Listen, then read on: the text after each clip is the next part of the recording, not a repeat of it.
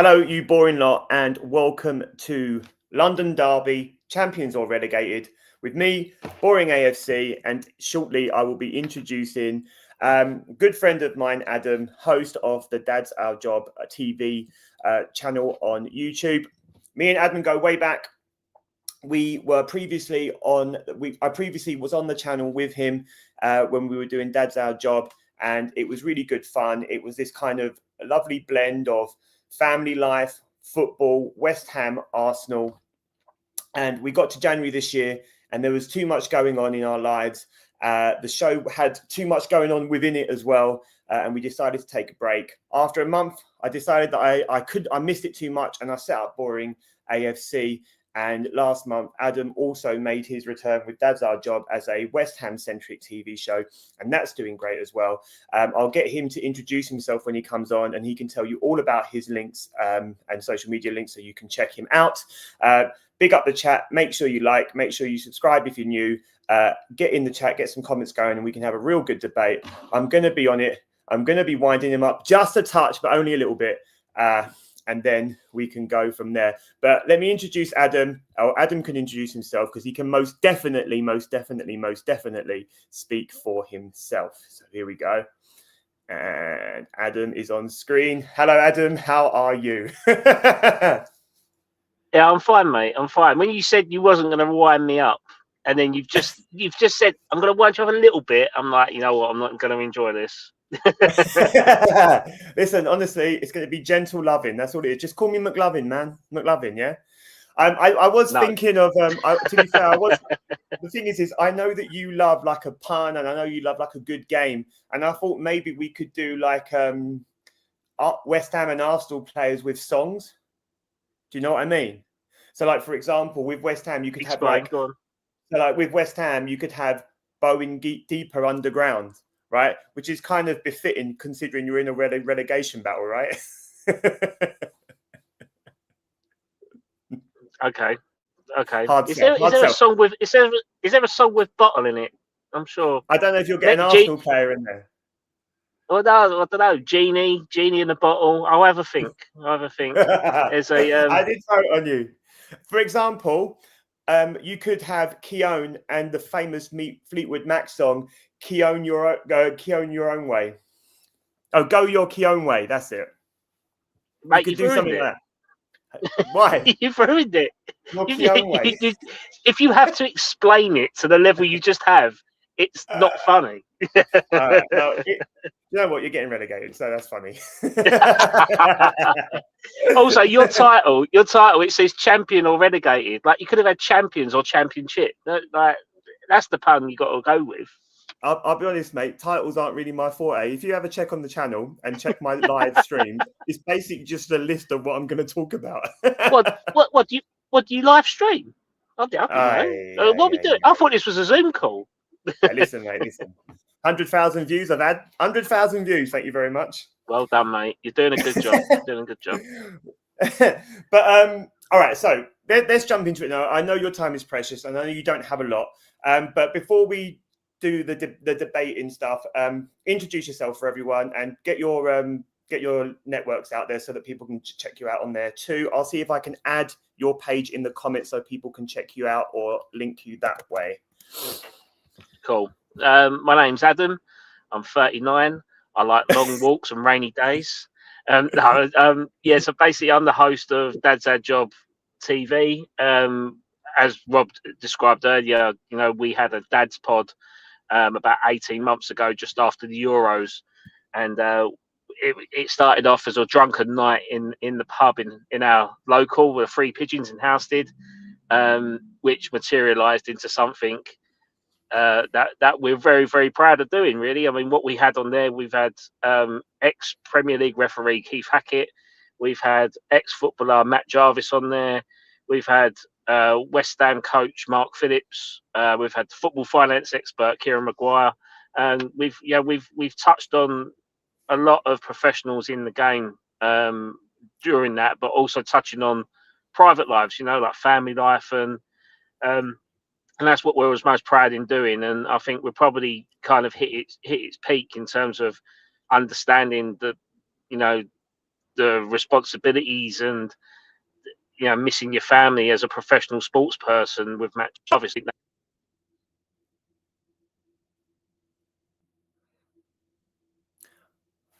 I'll just jump in for you a little bit, Adam. There, you went a bit off. You were talking about Matt Jarvis. Hello? Can you do that bit again? No, yeah, sorry, I had a phone call. No, so basically, I think our podcast peaks because we wanted to reach out to that professional sports person and understand family life their end. And I think after that, it was quite hard to keep banging the drum on it, really, if you know what I mean. But I had plenty of good times with you and Cal and on that, and I think we just kind of grown separately into our own sort of guises. This is why you've got your channel, and that's why I've had to rebrand ours with your blessing into a West Ham one. But the collaboration's good. I like it. We're still neighbours, so we're still friends. So it's not like we've had a massive fallout. But yeah, that's what our channel's about. It's on the theme of Question the Sport, Soccer AM.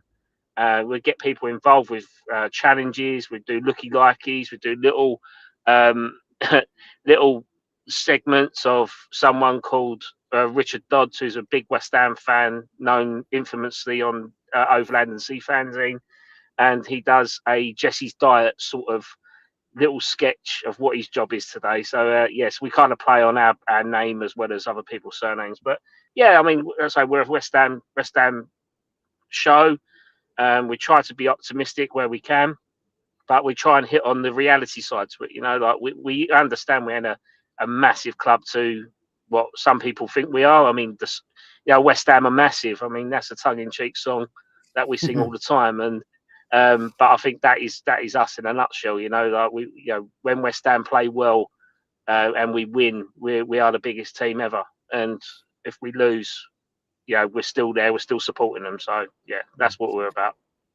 I think one of the greatest compliments I can give to what you do is you do like a whole kind of holistic thing. There's like, you're not just sitting behind the screen talking about football daily or whatever it is. It's a holistic thing. There's more things going on. You set up challenges. You have cameo appearances and drop-ins, and you have like your segments, there's such a dimension to it that it's really interesting to watch. For me, the best part was the highlight for me, or one of the highlights for me, the standout was getting to talk to Keith Hackett. That was just incredible. Like talking to Matt Jarvis was great and all of that.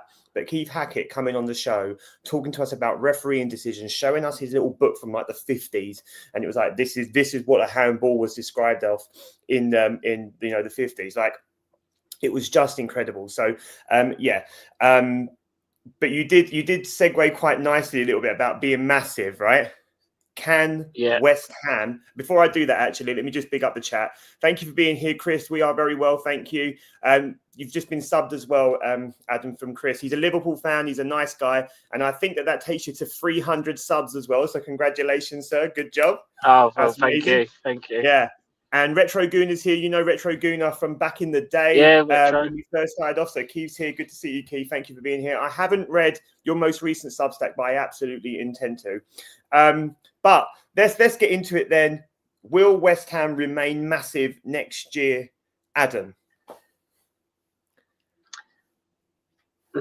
It's such a, and this is the debate I was having with the guys on the show earlier this week, that I can't let my head be the negative factor of how I feel about my club, and the realism is, our club ownership is up in the air.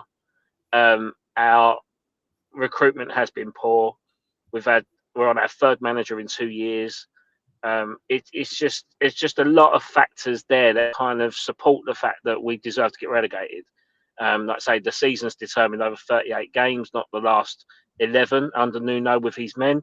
But if we get relegated, we get relegated. We deserve it because we haven't been good over the season, and you can't solely blame that on Nuno. I think he's dropped 22 points from winning positions this year, which again, he was still tweaking his squad, and there's a lot of games that kind of we threw away. Like you look at the Leeds away game and the Brentford home game back to back.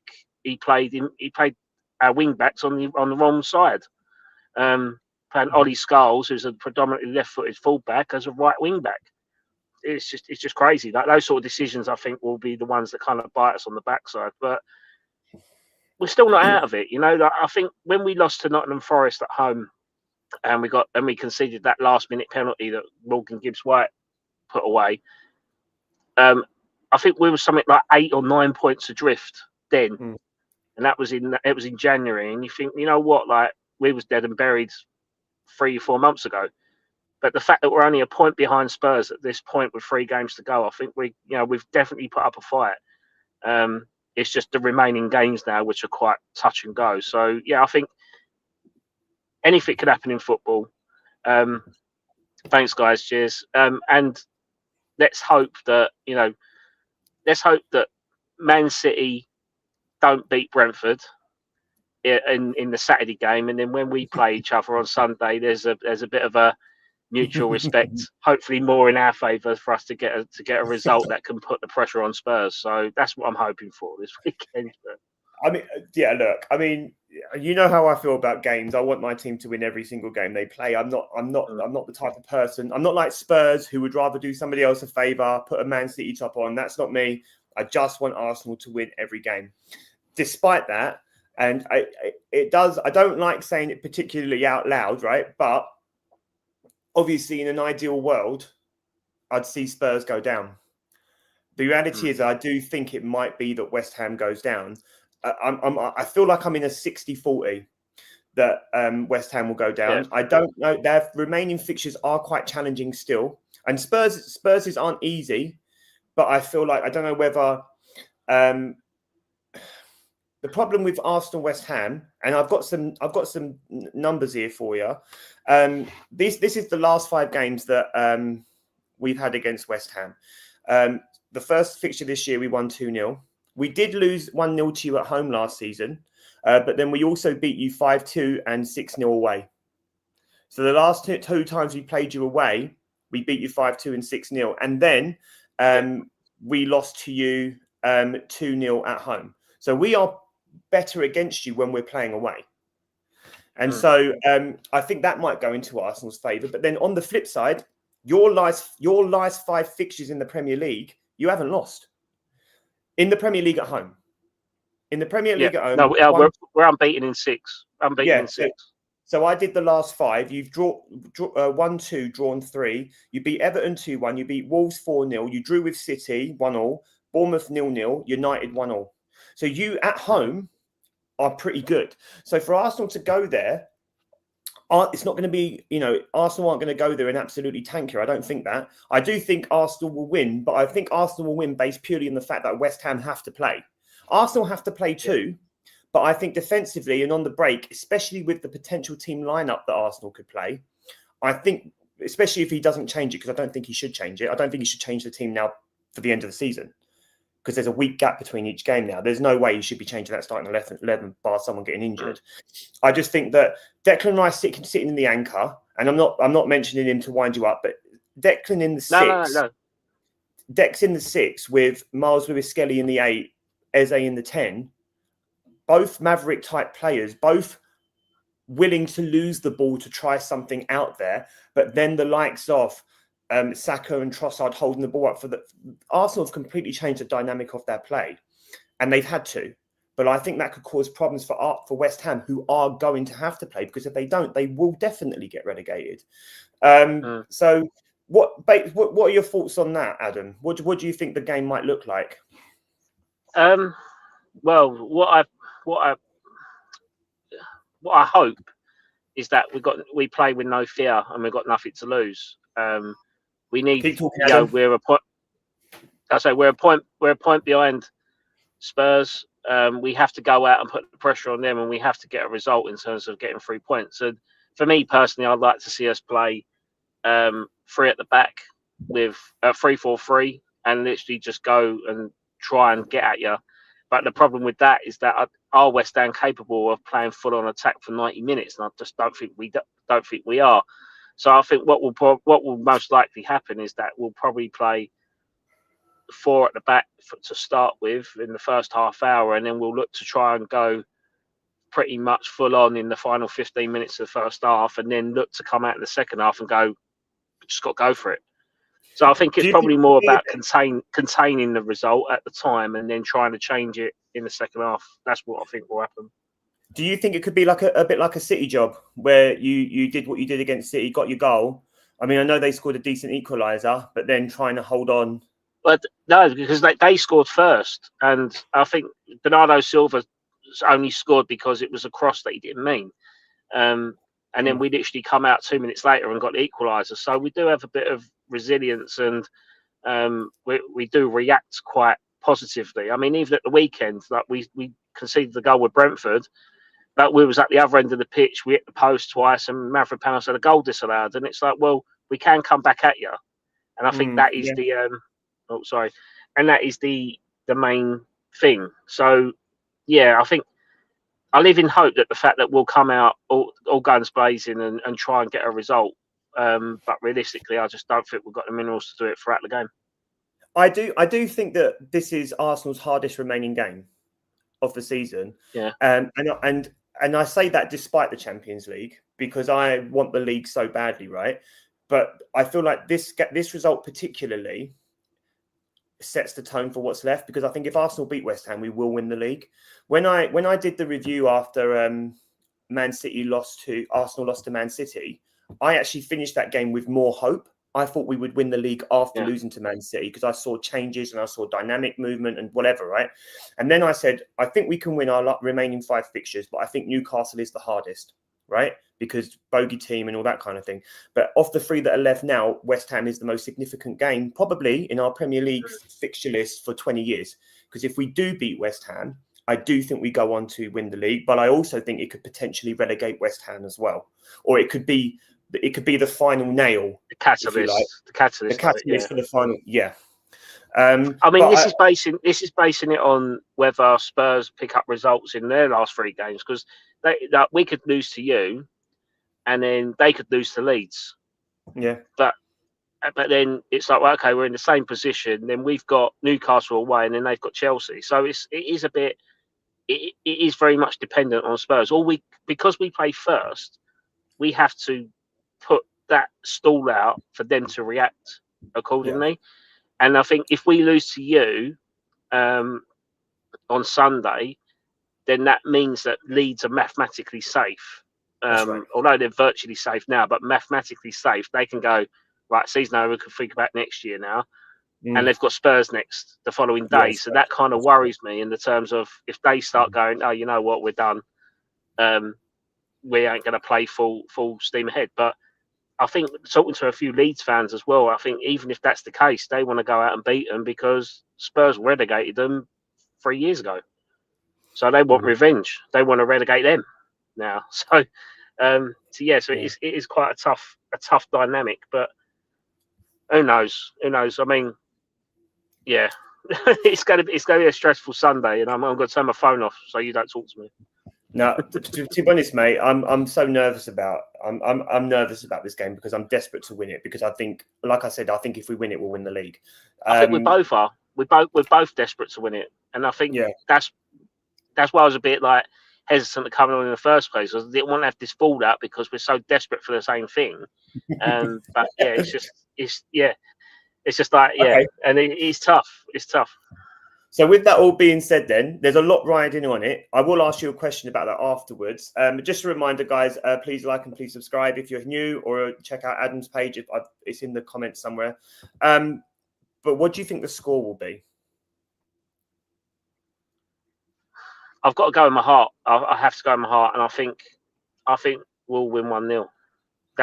And I just think we're going to be there for the taking. I think the atmosphere is going to be good because it was very, very negative vibes over the last weekend, like especially with Leeds beating Burnley, us losing, Villa rolling over and having their belly rubbed, and Nottingham Forest beating Chelsea. Like we was over the park when that result was coming in, and it was like, can't believe it. And I'm just sitting there, and Callum just put his arm around me and went, "So sorry, mate. I don't know what you want me to say." But it's just like, "Oh, sorry, mate. It ain't your fault. Like, it's our fault. It's the reason we're in the position. Like, can't rely on other teams' results." But I think, let's say, if anything's written in the stars for West Ham to stay up and relegate Spurs, Sunday's that game, because I think if West Ham beat Arsenal, there will be a slight celebration, I'd like to think, in the Arsenal way, depending on whether Man City lose.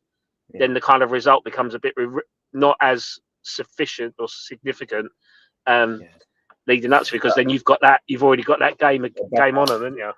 Look, I have to be like honest. I do think Arsenal will win. I think it will be 1-2. I think it'll be 1-2 to the Arsenal. So I think that Arsenal could even go down in this.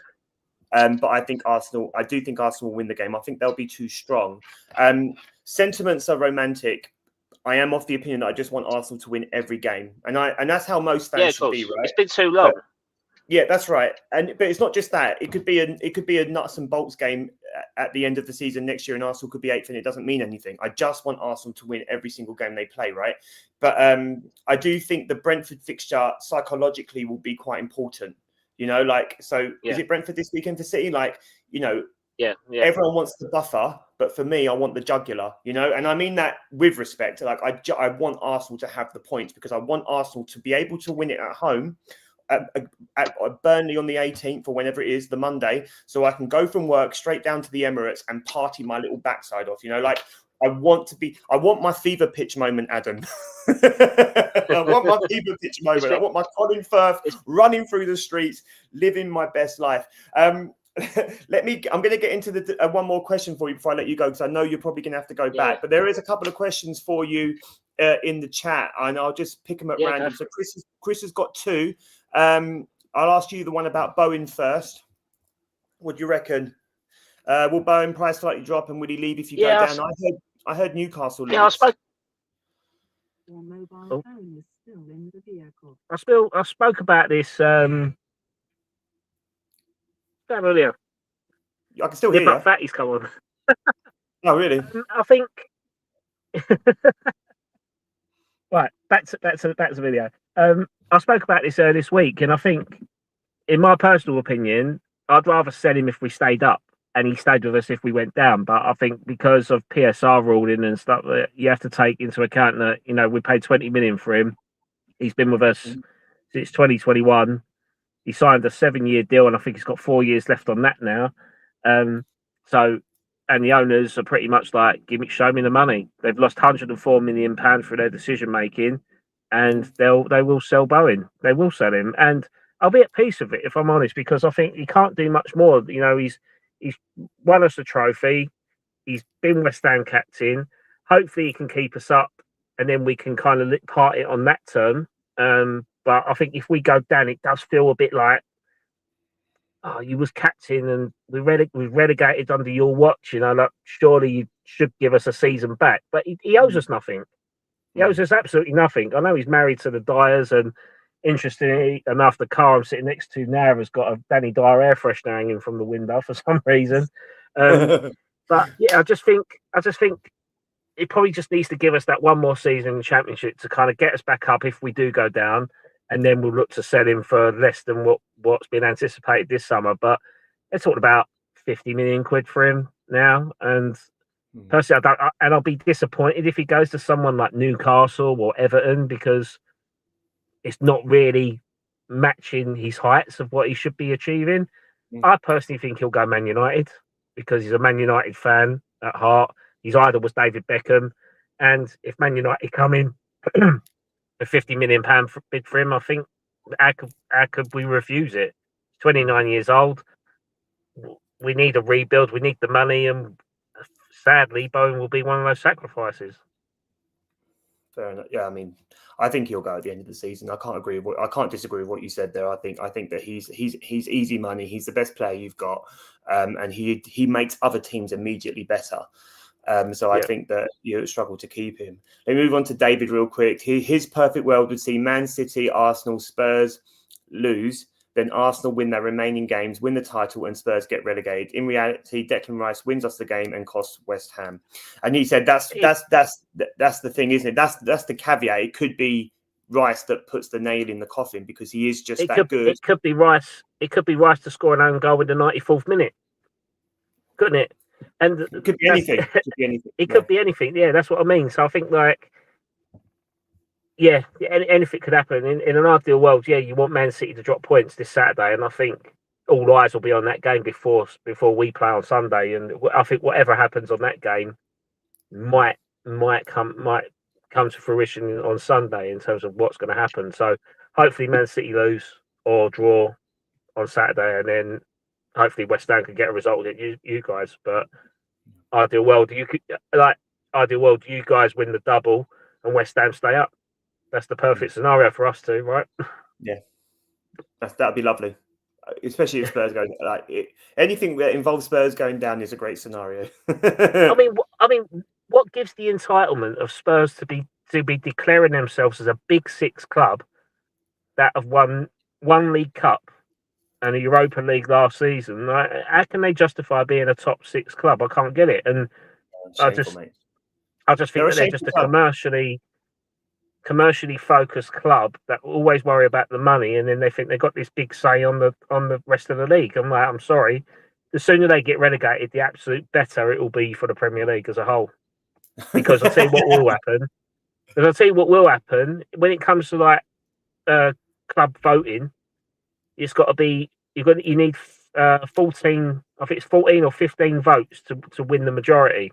And if Spurs go down, and that means the best of the rest in terms of like other than Arsenal, Liverpool, Man United, Chelsea, Man City, the Premier League will have a very, very much different say on how this league should be run because they'll get majority vote. So the sooner Spurs go down, the better it will be for everyone. Fair point. Anything that involves Spurs going down is a great situation for me, so I can't complain there. Let me get into a couple of these. No one saw Spurs winning at Villa. That was the issue. Truce, squad rotation was a joke. Emery out to dismantle Arsenal and West Ham.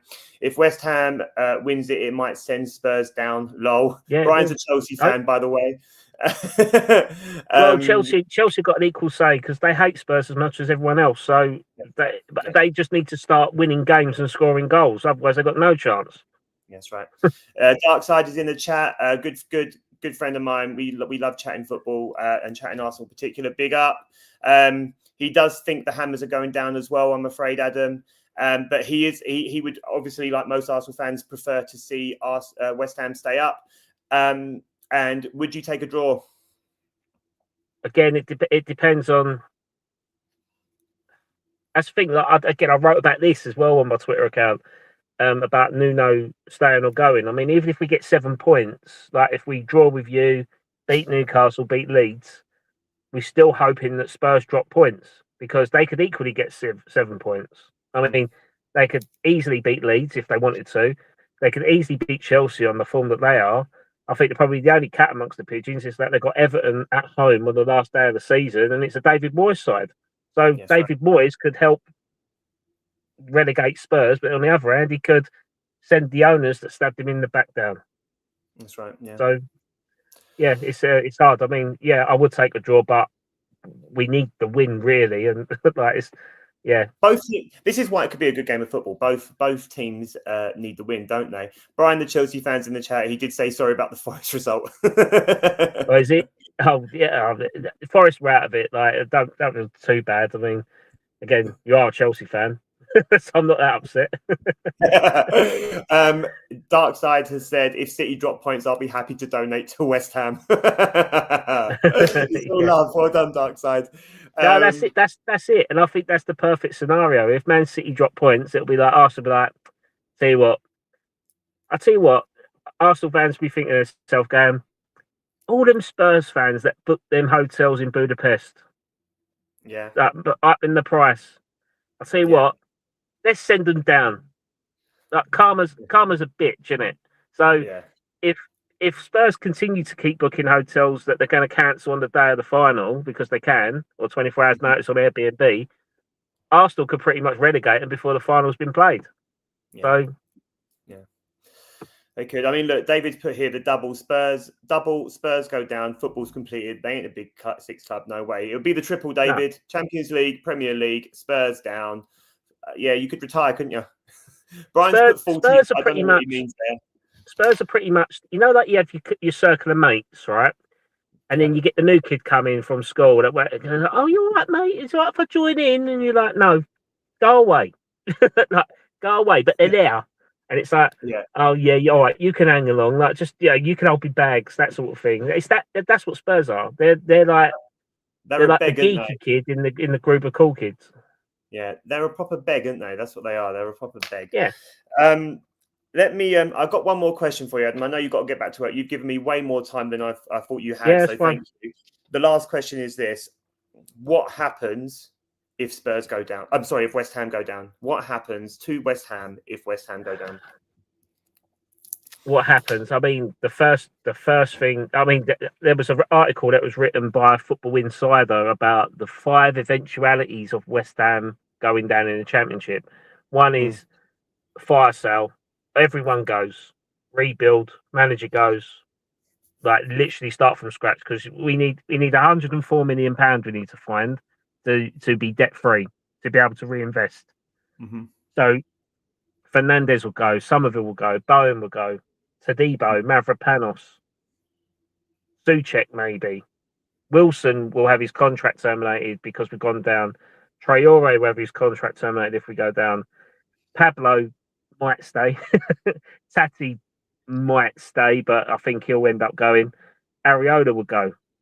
So with Disassi, he won't sign because his contract would be his loan would be finished at Chelsea, and he ain't going to want to drop down the league to come to us for 30 million quid. It just ain't going to happen.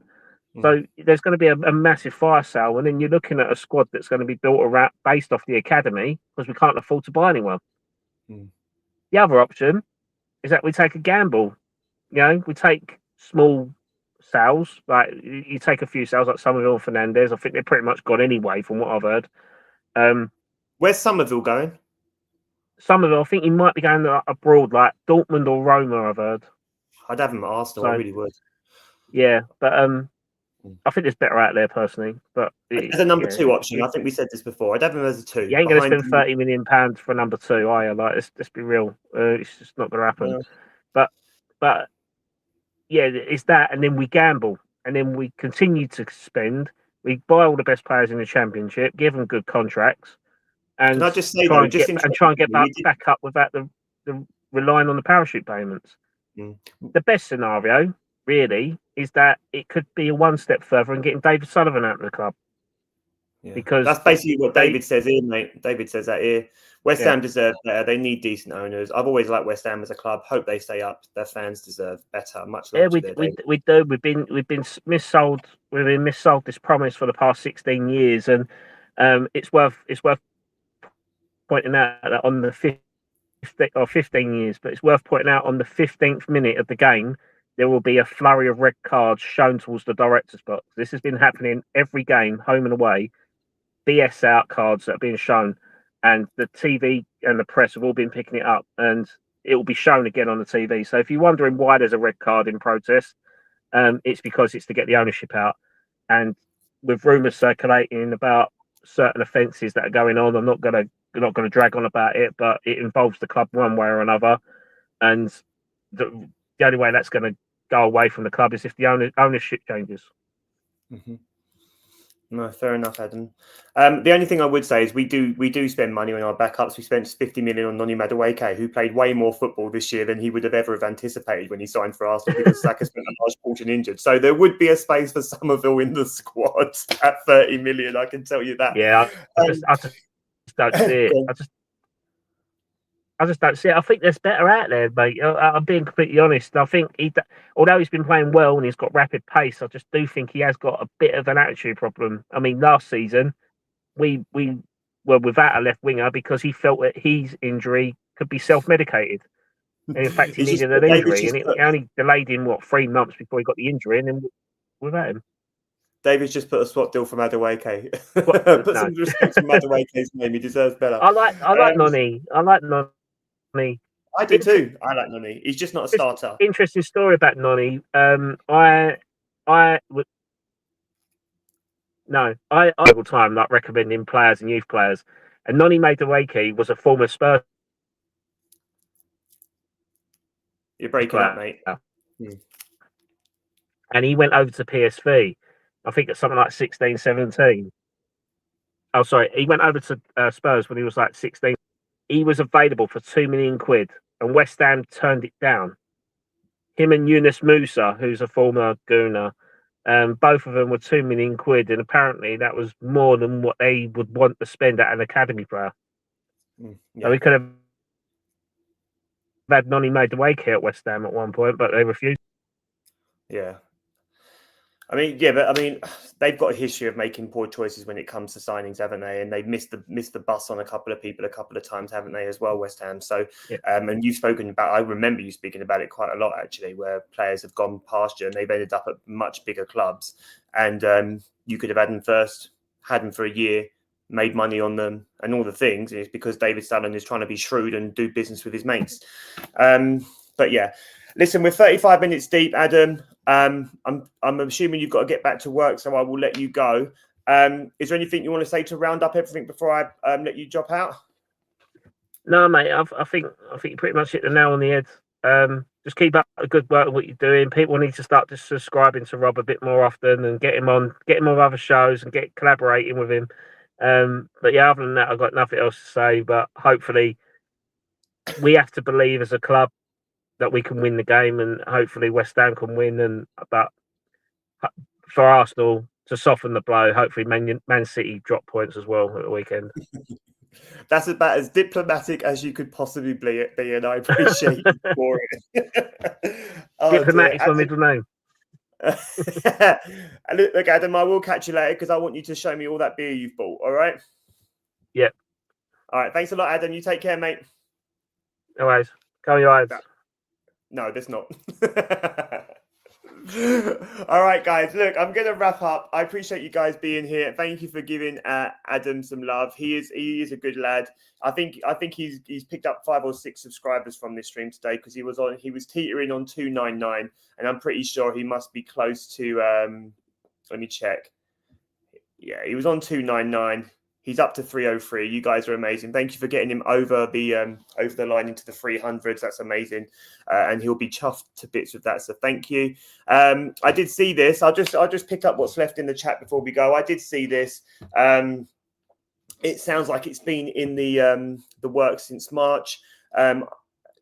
Darkside did an amazing stream about this morning. I recommend you go and watch it or listen to it, David. But ultimately, I think probably offering him a contract in March might have been a little bit premature because, you know, you have to see that he has to win the Premier League, you know.